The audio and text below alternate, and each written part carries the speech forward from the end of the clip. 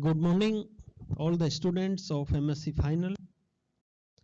आज MSc final में अपन देखते हैं यूनिट फर्स्ट डिस्कनेक्शन अप्रोच के अंदर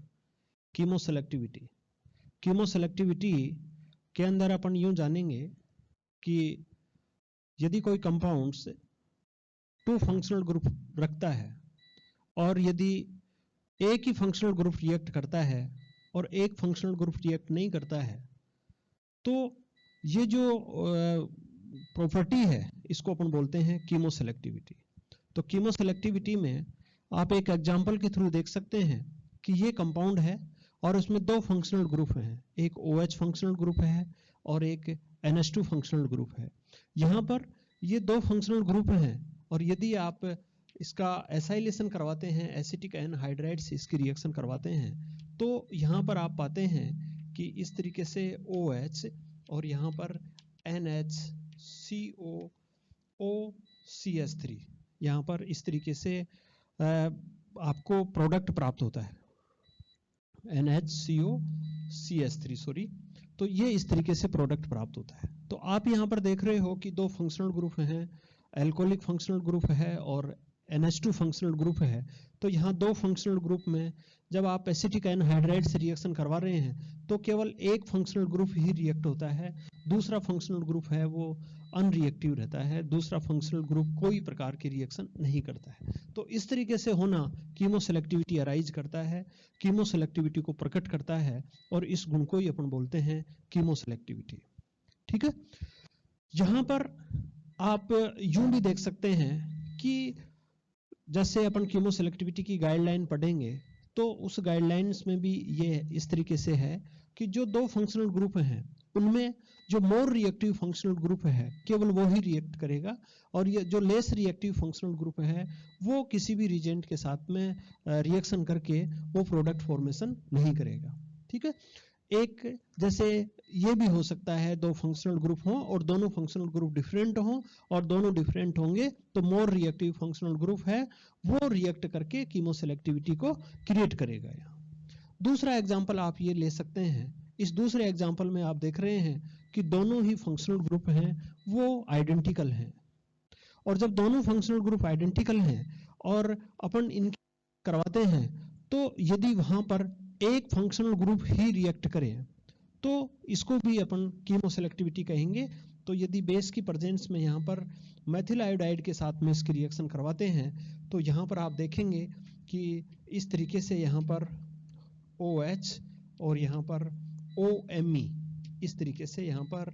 ये रिएक्शन होती है और उस रिएक्शन के फलस्वरूप आप देख रहे हो कि दो फंक्शनल ग्रुप में से केवल एक एल्कोहलिक जो ग्रुप है वो ही रिएक्ट होकर के इस तरीके से प्रोडक्ट फॉर्मेशन कर रहा है। दूसरा अपन ये कह सकते हैं कि जैसे ये है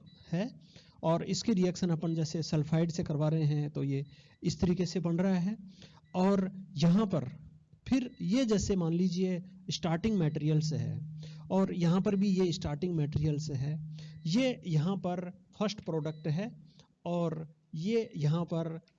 सबस्ट्रेट है।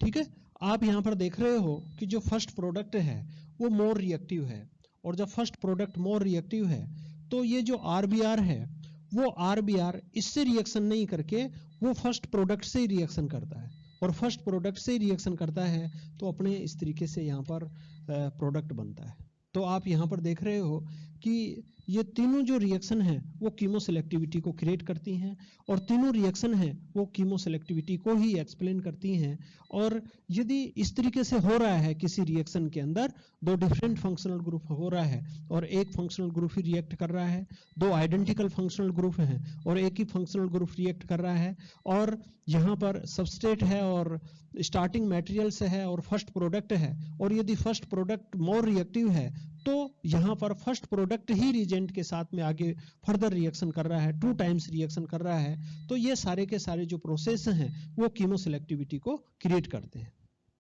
ओके, तो आपको ये क्लियर हो गया होगा कि कीमो सेलेक्टिविटी क्या होती है और कीमो सेलेक्टिविटी को अपन किस तरीके से किन एग्जाम्पल से उनको अपन समझ सकते हैं। उसके बाद में कीमो सेलेक्टिविटी के लिए या ये जो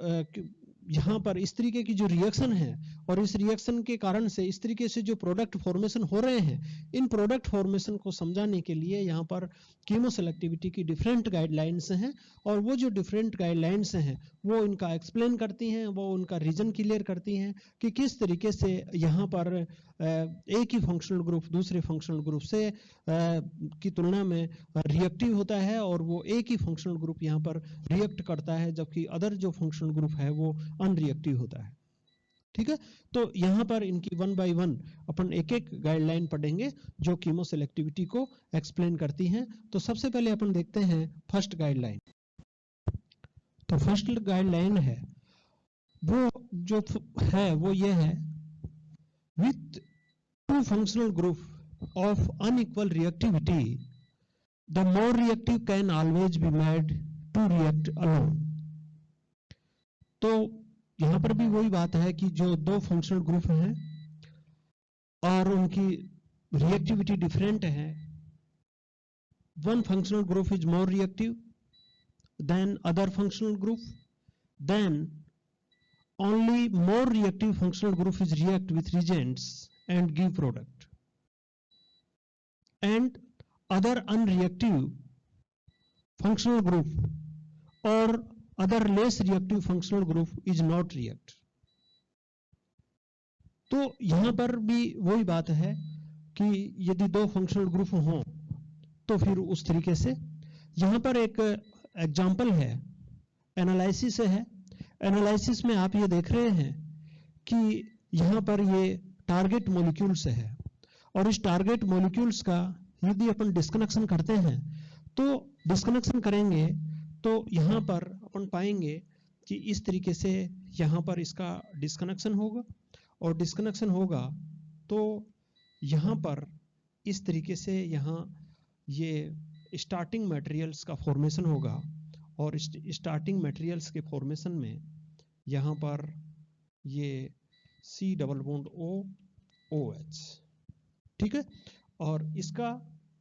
अपन यदि फर्दर डिस्कनेक्शन करवाते हैं तो फर्दर डिस्कनेक्शन से यहाँ पर इस तरीके से ये स्टार्टिंग मटेरियल्स प्राप्त होते हैं COOH, और यहाँ पर OH प्लस यहाँ इस तरीके से यहाँ पर ये इस तरीके से एनालिसिस होता है। जब ये दोनों आपस में रिएक्ट करते हैं तो इस तरीके से बनता है, और जब ये है इसका अपन जो CH2 NH2 इसके साथ में इसको अपन ट्रीट करते हैं तो इस तरीके से जो टारगेट मॉलिक्यूल्स है उस टारगेट मॉलिक्यूल्स का सिंथेसिस होता है। अब यहाँ पर बात देखने वाली ये है कि यहाँ पर कीमोसेलेक्टिविटी कहाँ पर अप्लाई हो रही है। तो कीमोसेलेक्टिविटी की बात करेंगे अपन,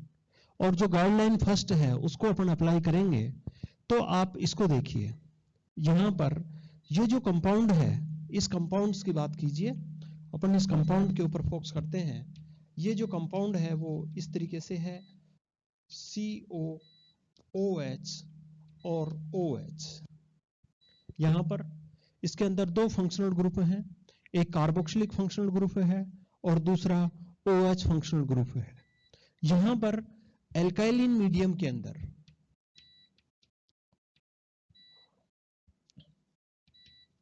बेसिक मीडियम के अंदर दोनों के ही एनाइन बनते हैं। यहां पर जो OH है उसका O- और ये जो है इसका COO-, इस तरीके से, ठीक है। आप समझ रहे हो ना, ये जो है इसका एल्काइलिन मीडियम में करेंगे तो दोनों का ही अपने को यहाँ पर एनाइन प्राप्त होगा। यहाँ पर कार्बोक्सिलेट आयन प्राप्त हो रहा है तो यहाँ पर एल्कोक्साइड आयन प्राप्त हो रहा है। यहाँ पर ये एल्कोक्साइड आयन है और यहाँ पर ये कार्बोक्सिलेट आयन है। अब यहाँ पर ये देखिए एल्किल हैलाइड है, साइक्लो एल्किल हैलाइड है। यहाँ पर आप देख रहे हो कि ये जो है कंपाउंड है, ये जो है कंपाउंड ये इससे रिएक्ट हो रहा है और इससे रिएक्ट होकर के ये यहां पर जुड़ रहा है, ये देखिए यहां पर। तो इसका मतलब ये हुआ कि ये एक तो ये फंक्शनल ग्रुप है, यहां पर C double bond O, O- और एक O माइनस ये एल्कोक्साइड और ये जो है ये क्या है, कार्बोक्सिलेट फंक्शनल ग्रुप है। यदि आप यहाँ दोनों की रिएक्टिविटी देखेंगे तो दोनों की रिएक्टिविटी में आप डिफरेंस कर पाएंगे कि O माइनस एल्कोक्साइड जो ग्रुप है,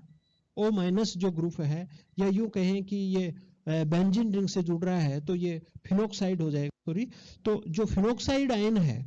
वो more reactive than carboxylate ion, और उसका अपन रीजन ये बता सकते हैं कि जो कार्बोक्सिलेट आयन है उसमें ये नेगेटिव चार्ज है, ये इसके क्या है, कॉन्जुगेशन में है। तो due to conjugation the reactivity of carboxylate ion is less than the phenoxide ion, but in the phenoxide ion there are no any conjugation, so easily give electrons to cycloalkyl halide and form this product easily. Okay तो यहां पर भी आप ये कर रहे हो तो यहां पर इसकी रिएक्टिविटी ज्यादा होगी, तो इसकी रिएक्टिविटी ज्यादा होगी तो आप ये देख सकते हैं कि ये CO माइनस और ये O माइनस और O माइनस होगा, तो फिर इसकी रिएक्शन अपन इसके साथ में करवाते हैं, ये इसके साथ में करवाते हैं तो फिर ये यहीं से जुड़ जाता है, और यहीं से जुड़ेगा तो यहाँ पर इसका अपन सिंथेसिस देखेंगे, उस सिंथेसिस के अंदर अपन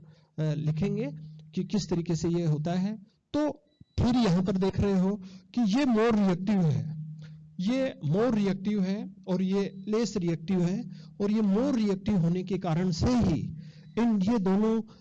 की अनइक्वल रिएक्टिविटी है, और अनइक्वल रिएक्टिविटी होने के कारण से ही यहाँ पर जो OH है, जो फिनोक्साइड आयन है, वो ही इसके साथ में रिएक्ट करता है, ये आयन इसके साथ में रिएक्ट नहीं करता है। इसको आप इसके एक सिंथेसिस से देख सकते हैं। सिंथेसिस में अपन देखेंगे तो यहाँ पर देखिए सिंथेसिस लिखेंगे इसका,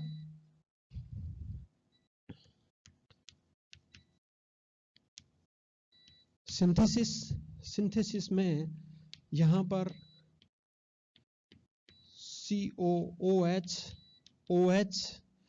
यहाँ पर अपन लेंगे एल्काइन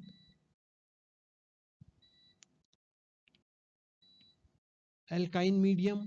और एल्काइन मीडियम है या क्षारीय माध्यम लेंगे अपन यहाँ पर, तो उस कंडीशन में यहाँ पर दोनों के ही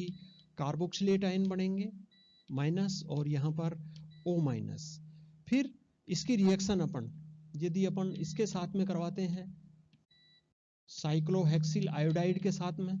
तो साइक्लोहेक्सिल आयोडाइड के साथ में करेंगे तो ये इस तरीके से, और ये भार, और यहाँ पर आप ये इन दोनों के साथ में रिएक्शन होगी तो अपने को ये प्रोडक्ट बनेगा यहाँ, ठीक है। तो ये प्रोडक्ट यहाँ पर फॉर्मेशन होगा। तो यहाँ पर आप देख रहे हो कि दो फंक्शनल ग्रुप हैं, और दोनों फंक्शनल ग्रुप में एक फंक्शनल ग्रुप मोर रिएक्टिव है, तो वो ही रिएक्ट करता है आगे, जो लेस रिएक्टिव फंक्शनल ग्रुप है वो आगे रिएक्ट नहीं करता है, या पहले ये रिएक्शन करेगा और ये रिएक्शन नहीं करेगा। तो इस तरीके से ये जो गाइडलाइन फर्स्ट है ये एक कीमो सेलेक्टिविटी है उसको एक्सप्लेन करती है, और ये बता रही है कि किस तरीके से मोर रिएक्टिव फंक्शनल ग्रुप है वो ही रिएक्ट होता है, less reactive functional group react नहीं होता है। तो इस तरीके से अपन यहाँ पर इसको एक्सप्लेन कर सकते हैं, इसको समझ सकते हैं। तो यहाँ पर ये देखिए ये जो है ये एक एनालिसिस भी है, और इस एनालिसिस में ये जो प्रोसेस है इसको अपन कीमो सेलेक्टिविटी के द्वारा एक्सप्लेन कर सकते हैं। दूसरा यहाँ पर यदि अपन दूसरा एनालिसिस देखें, है ना, और उसके अंदर भी अपन ये करना चाहें कि किस तरीके से यहाँ पर गाइडलाइन फर्स्ट है वो फॉलो होती है, तो देखिए दूसरे डिस्कनेक्शन, दूसरा एग्जाम्पल, सेकेंड एग्जाम्पल में अपन लेते हैं पैरासीटामोल, और पैरासीटामोल के बारे में आप सभी जानते हैं। तो जैसे ये पैरासीटामोल है, इसका स्ट्रक्चर से है, यदि अपन इसका डिस्कनेक्शन करवाते हैं तो इसका देखिए डिस्कनेक्शन है वो इस तरीके से ये डिस्कनेक्ट होता है, यहाँ पर ये OH और यहाँ पर ये NH2, है ना, यहाँ पर ये इस तरीके से डिस्कनेक्शन होगा, यहाँ पर CN डिस्कनेक्शन, और CN डिस्कनेक्शन में यहाँ पर आप NHCO CH3 एसाइलेशन का होता है यहाँ पर।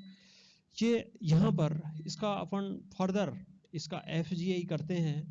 तो FGI करेंगे तो यहाँ पर NH2 समूह है, वो NH2 समूह है वो किस में बदल जाएगा, NO2 के अंदर,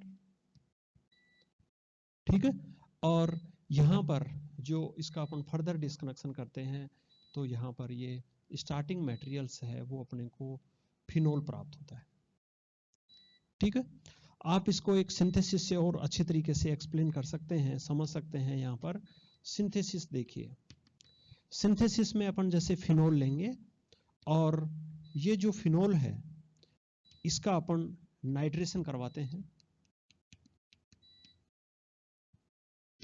नाइट्रेशन यहाँ पर करवाएंगे तो यहाँ पर आप देख रहे हो कि OH समूह है, ये ऑर्थोपैरा डायरेक्टिंग समूह है, तो यहाँ पर इस तरीके से ये नाइट्रेशन, और यहाँ पर हाइड्रोजन और पैलेडियम की प्रेजेंस में इस NO2 समूह का अपन क्या करवा लेते हैं, रिडक्शन, और यहाँ पर ये रिडक्शन होगा तो यहाँ पर ये क्या बनेगा, NH2। अब देखिए यहाँ पर आपको कीमो सेलेक्टिविटी दिखाई देगी। यहाँ पर आप देख रहे हो कि दो फंक्शनल ग्रुप हैं, एक NH2 फंक्शनल ग्रुप है और यहाँ पर एक OH फंक्शनल ग्रुप है। तो ये जो NH2 फंक्शनल ग्रुप है और जो OH फंक्शनल ग्रुप है उसमें NH2 functional group is NH2 group is more reactive than OH।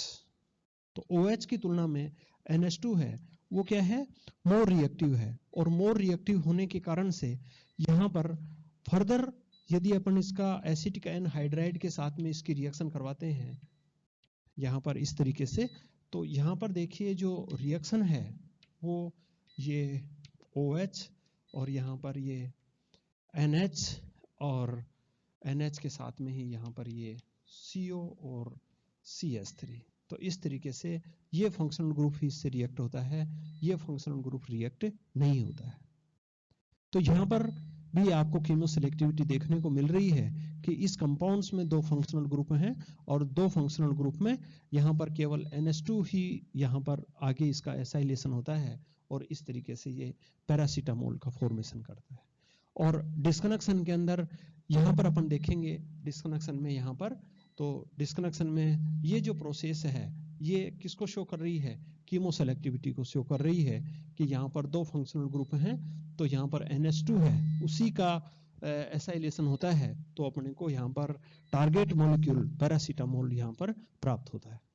तो इस तरीके से जो गाइडलाइन फर्स्ट है कीमो सेलेक्टिविटी की वो आपको अच्छी तरीके से एक्सप्लेन हो गई होगी या अच्छी तरीके से समझ में आ गई होगी, और उसका एक बार मैं पुनः रिपीट करता हूं कि यदि किसी कंपाउंड्स के अंदर दो फंक्शनल ग्रुप होते हैं तो मोर रिएक्टिव फंक्शनल ग्रुप ही रिएक्ट करता है, जो अदर फंक्शनल ग्रुप है जो लेस रिएक्टिव है या जिसकी रिएक्टिविटी कम है वो रिएक्ट नहीं करता है। और जब वो रिएक्टिविटी नहीं करता है, एक ही फंक्शनल ग्रुप रिएक्टिव होता है, तो वो कीमो सेलेक्टिविटी राइज होती है, कीमो सेलेक्टिविटी क्रिएट होती है। तो इस तरीके से अपन कीमो सेलेक्टिविटी की ये एक गाइडलाइन पढ़ चुके हैं। आगे अपन दूसरी गाइडलाइन नेक्स्ट वीडियो में देखेंगे। थैंक्स।